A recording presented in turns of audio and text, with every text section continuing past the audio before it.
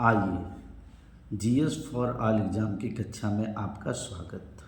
सबसे पहले हम आते हैं, देखते हैं क्या आप जानते हैं। बेटा ये आपका टेस्ट है, समझिए कि आपको आ रहा है कि नहीं, अपना मूल्यांकन करिए। अगर आपसे परीक्षा में पूछ दिया कि उपसौर कब होता है, अपसौर कब होता है, आइए उपसौर को देख लेते हैं। उपसौर का मतलब होता है, उप मतलब समीप, सौर मतलब सूर्य, सूर्य के समीप। भैया कौन सूर्य के समीप? पृथ्वी सूर्य के समीप। जब पृथ्वी सूर्य के अत्यंत समीप हो अपने परिक्रमण काल के दौरान, तो यह स्थिति उपसौर कहलाती है। अंग्रेजी में उपसौर को पेरीहीलियन कहते हैं। जैसा कि आप जानते हैं कि प्रत्येक ग्रह सूर्य के चारों ओर दीर्घवृत्ताकार कक्षा में चक्कर लगाता है। यह नियम केपलर महोदय ने दिया था। तो भैया देखिए ये सूर्य है, सूर्य के चारों तरफ पृथ्वी जो है चक्कर लगा रही है, और एक ऐसी स्थिति है जहाँ पे सूर्य और पृथ्वी के बीच की कम दूरी है। और यही अपने परिक्रमण काल के दौरान जब पृथ्वी सूर्य के अत्यंत समीप होती है तो उपसौर की स्थिति होती है, और यह 3 जनवरी को होती है। यह बेटा आपको कन्फर्म याद हो चुका होगा। अब आते हैं अपसौर। उपसौर मतलब सूर्य के समीप, तो अपसौर का मतलब होगा सूर्य से दूर। बड़ा आसान है, अपसौर को अपहीलियन कहा जाता है। जब पृथ्वी दीर्घवृत्ताकार कक्षा में परिक्रमा करते हुए सूर्य से दूर हो तो अपसौर की स्थिति होती है, और ऐसी स्थिति जो है 4 जुलाई को होती है। अब देख लीजिए, मान लीजिए ठीक है, ये दीर्घवृत्ताकार कक्षा है, ये आपका सूर्य है, और ये आपकी सूर्य है, और सूर्य के बाद ये आपकी पृथ्वी यहाँ पे है। तो पृथ्वी और सूर्य के बीच की अधिक दूरी हुई कि नहीं हुई? तो 4 जुलाई को जो है अपसौर की स्थिति होती है।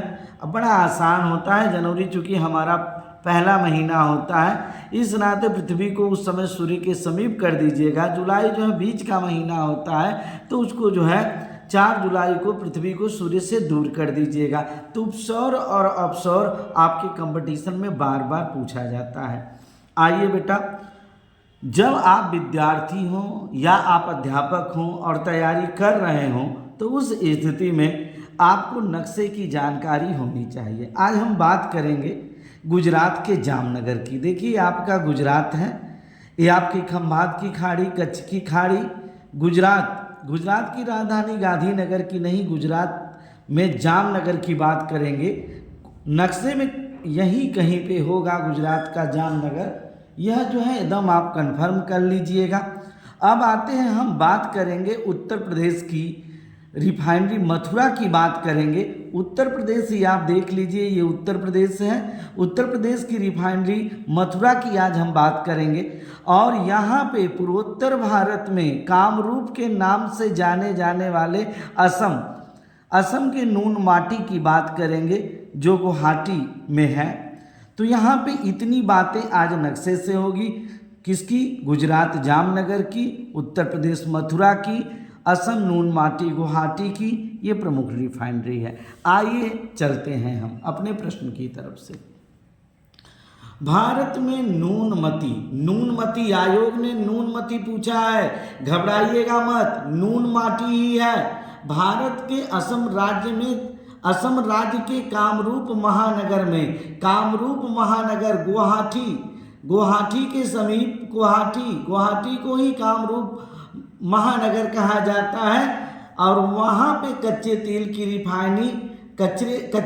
की रिफाइनरी है। यह बहुत इंपॉर्टेंट क्वेश्चन है। आइए नक्शे में देख लेते हैं। असम नून माटी गुवाहाटी आपको याद हो चुका होगा। बेटा आपसे दूसरा प्रश्न अत्यंत महत्वपूर्ण प्रश्न है। आपसे पूछा जा सकता है कि जामनगर कहाँ है? जामनगर गुजरात में है। भाई जो लोग बहुत घूमे होंगे उन्हें तो मालूम होगा, लेकिन हो सकता है कुछ लड़के अभी घर से बाहर ही ना निकले हों, तो उनके लिए क्वेश्चन डिफिकल्ट हो जाता है। निजी क्षेत्र की रिफाइनरी है। आप जानते भी हैं कि वैसे प्राइवेटाइजेशन का सबसे ज़्यादा असर जो है गुजरात पे है, निजी क्षेत्र की रिफाइनरी। तो आइए यहाँ पे गुजरात को हम देख लेते हैं। भारत के नक्शे में गुजरात का जामनगर यह भी निजी क्षेत्र का रिफाइनरी है और भारत का एकमात्र निजी क्षेत्र की तेल रिफाइनरी जामनगर गुजरात। बहुत इंपॉर्टेंट क्वेश्चन है। और जिस प्रदेश में हम रहते हैं यहाँ का तो पूछा जाना पक्का है भैया। उत्तर प्रदेश में कच्चे तेल की रिफाइनरी, उत्तर प्रदेश में कच्चे तेल की रिफाइनरी मथुरा में है। तो भैया ये मथुरा है, उत्तर प्रदेश में मथुरा, यहाँ कच्चे तेल की रिफाइनरी, और यह आपके राजस्थान के समीप है। ठीक है, उस स्थिति में मथुरा से एक क्वेश्चन और भी बनता है, किस जन्मस्थली के नाते फेमस ये मथुरा की सबसे कम वर्षा जो है उत्तर प्रदेश में कहाँ होती है, सबसे कम वर्षा उत्तर प्रदेश में कहाँ होती है, तो आपका आंसर रहेगा मथुरा। अब आते हैं बेटा अगले प्रश्न की तरफ। किस राज्य में बिजली उत्पादन की सर्वाधिक क्षमता है वर्तमान में? गुजरात के पास है, और हो भी क्यों नहीं, जब गुजरात के प्रधानमंत्री, गुजरात के गृह मंत्री, तो बिजली उत्पादन की सर्वाधिक क्षमता वर्तमान में कहाँ पे है? गुजरात में है। अब आते हैं, बिजली उत्पादन की सर्वाधिक क्षमता सिर्फ एक कारण से नहीं भैया, वहाँ नवीकरणीय ऊर्जा स्रोत डेवलप किए जा रहे हैं।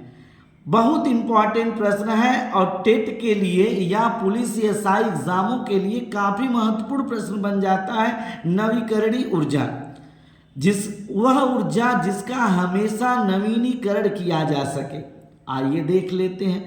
प्राकृतिक स्रोतों से प्राप्त ऊर्जा, प्राकृतिक स्रोतों से प्राप्त ऊर्जा जो खपत की तुलना में तेजी से निर्मित होती है, प्राकृतिक स्रोतों से प्राप्त ऊर्जा जो खपत की तुलना में तेजी से निर्मित होती है, कभी समाप्त नहीं होती है, उसको नवीकरणीय ऊर्जा कहते हैं। वर्तमान समय में बेटा यही ऊर्जा की दिशा में भारत आगे बढ़ रहा है, आत्मनिर्भर हो रहा है। सौर ऊर्जा, पवन ऊर्जा, जल विद्युत ऊर्जा और बायोमास ऊर्जा, बहुत इंपॉर्टेंट है बेटा बायोमास। ये 4 प्रकार की ऊर्जा जो है आप नवीकरणीय ऊर्जा के अंतर्गत याद कर लीजिएगा। सौर ऊर्जा, पवन ऊर्जा, जल विद्युत ऊर्जा और बायोमास ऊर्जा। अनवीकरणीय बहुत इंपॉर्टेंट है, खपत और समाप्त होने वाली, जिसकी खपत हो और वो समाप्त भी होने वाला हो। ईंधन संकट पहले था, पूरे विश्व में था, लेकिन नवीकरणीय ऊर्जा की खोज ने ईंधन संकट को कम कर दिया। अनवीकरणीय जिसके भंडार खत्म हो सकते हैं वह है भैया कोयला, पेट्रोलियम, प्राकृतिक गैस, और इनको हम जीवाश्म ईंधन कहते हैं भैया। कोयला, पेट्रोलियम, प्राकृतिक गैस पेपर में जीवाश्म ईंधन करके पूछा जाता है, और बाद में जीएस पढ़ाने के बाद जीएस की काफ़ी एक्सरसाइज करवानी पड़ेगी, लेकिन पहले जीएस तो पढ़ लीजिए बेटा। और हम आपसे बता दिए ना कि 90 दिनों अर्थात लगभग 200 वीडियो, एक दिन का मतलब 2 वीडियो जीएस में। आइए देख लेते हैं परमाणु ऊर्जा। अगर आपसे पूछा जाता है तो बच्चे यहाँ पे बड़ा कन्फ्यूजन होते हैं कि परमाणु ऊर्जा को हम नवीकरणीय ऊर्जा में लें कि अनवीकरणीय ऊर्जा में लें। तो भैया एकदम कन्फ्यूजन आपको नहीं करना है। परमाणु ऊर्जा जमीन से निकाले गए यूरेनियम जैसे सीमित और समाप्त होने वाले तत्वों पर निर्भर है। बहुत इंपॉर्टेंट है, यूरेनियम जैसे सीमित और समाप्त होने वाले तत्वों पर निर्भर है। आप खुद बताइए, जो सीमित हो और समाप्त होने वाला हो उसको हम क्या कहेंगे? उसको हम अनवीकरणीय कहेंगे भैया, अनवीकरणीय कहेंगे। और यह जो है अनवीकरणीय परमाणु ऊर्जा अनवीकरणीय है। हाँ बेटा, परीक्षा में जो है अनवीकरणीय को जो है परंपरागत स्रोत कहते हैं।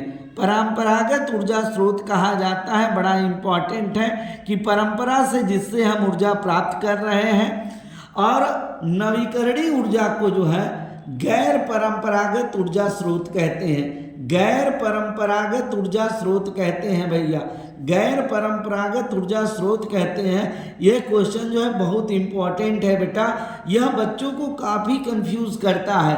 आपका कंफ्यूजन पहले तो सिलेबस देख लीजिए, बाद में जब पेपर सॉल्व करवाए जाएंगे आपको, आपके यूपी टेट को लेके काफ़ी वापों की स्थिति है। यूपी टेट के पहले 15-15 मिनट के रोज पेपर सॉल्व करवाए जाएंगे, तब आपका सारा कंफ्यूजन दूर हो जाएगा। अब आपसे आज का लास्ट प्रश्न है, उत्तर प्रदेश का सबसे बड़ा सौर ऊर्जा संयंत्र कहाँ है? भैया योगी आदित्यनाथ द्वारा ही रिहंद बांध को पूरी तरह से नवीकरणीय ऊर्जा स्रोत में बदला जा रहा है, अर्थात गैर परंपरागत ऊर्जा स्रोत में बदला जा रहा है और उत्तर प्रदेश का सबसे बड़ा सौर ऊर्जा संयंत्र वहीं पे लगाया जा रहा है। बहुत इंपॉर्टेंट क्वेश्चन है और इस प्रकार की वीडियो पाने के लिए आप हमारे चैनल्स को सब्सक्राइब करें और दोस्तों को भी बताएं ताकि आने वाले एग्ज़ाम में आप 100 में पूरा 100 स्कोर कर पाएँ। ऐसी यहाँ पे शिक्षा दी जाती है। Thanks for watching.